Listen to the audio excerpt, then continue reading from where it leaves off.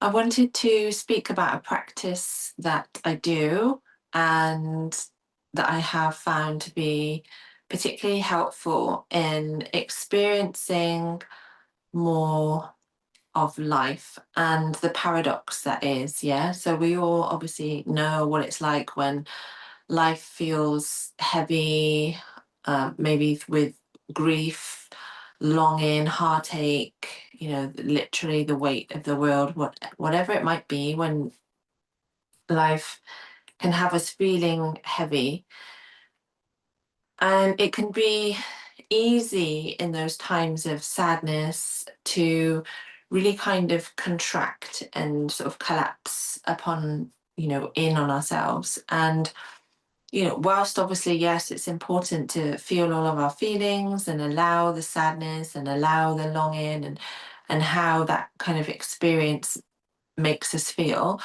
What isn't helpful is kind of getting stuck in those kind of places. So sometimes we can feel stuck and then we feel like we don't really know how to process it or how to kind of work with those feelings. So something that I practice is I call it like holding the contrast. So when we're having moments of challenge and feeling whatever it is that we're feeling that's difficult, is to also find some way of softening and some way of perhaps even experiencing beauty alongside the difficulty. So, for example, feeling really sad and noticing in your eye line, a beautiful object or an object that you really love, or something that would just generally bring you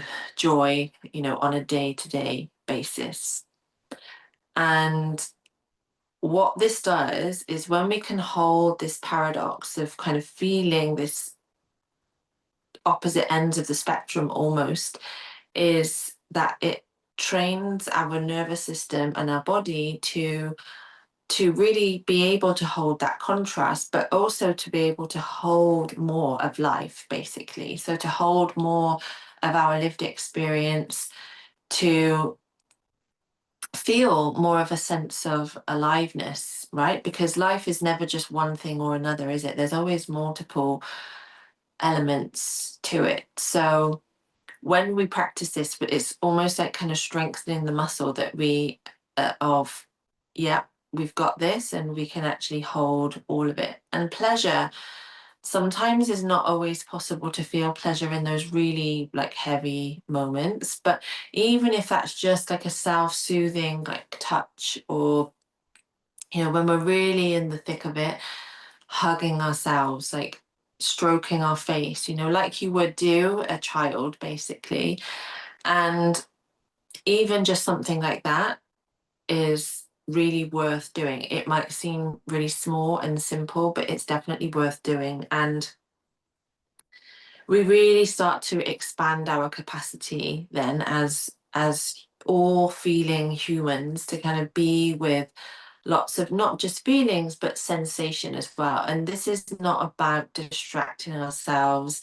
This is not about kind of taking ourselves out of what it is that we're feeling. It's about kind of being fully in it, but softening that experience somehow so that actually it's almost easier to stay with it. Because if we just stay in the dark and in the sadness, like obviously, why would we want to stay there for too long? We're going to want to move out of that. So it's not about just kind of leaping forwards out of that or distracting ourselves with something else. It's about being in that moment, but being there with some compassion, with some softness, with some beauty, whatever it might be that you can find in that moment. So this is something that I find to be a profound spiritual practice. And if we think about spirituality in the sense of being really present, fully present to life and open to all things, then to me, this feels like a spiritual practice, because the more present we can be, the more open we are, and the more open we are, the more of life we can experience. And obviously, that's just my opinion, but I do invite you to give this a try if you've not done it before, or if you've done something similar and it's felt difficult.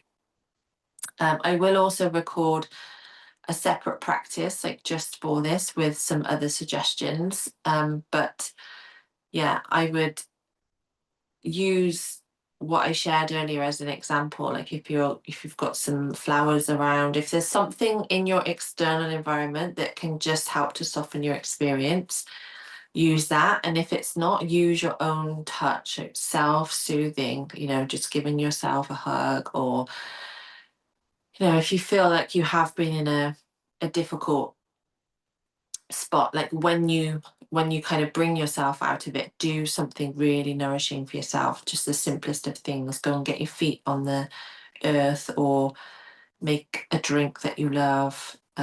Yeah, that kind of thing. So I'm sure you get the idea by now. But yeah, I'd love to know if you give it a go, how you get on, and thank you for watching.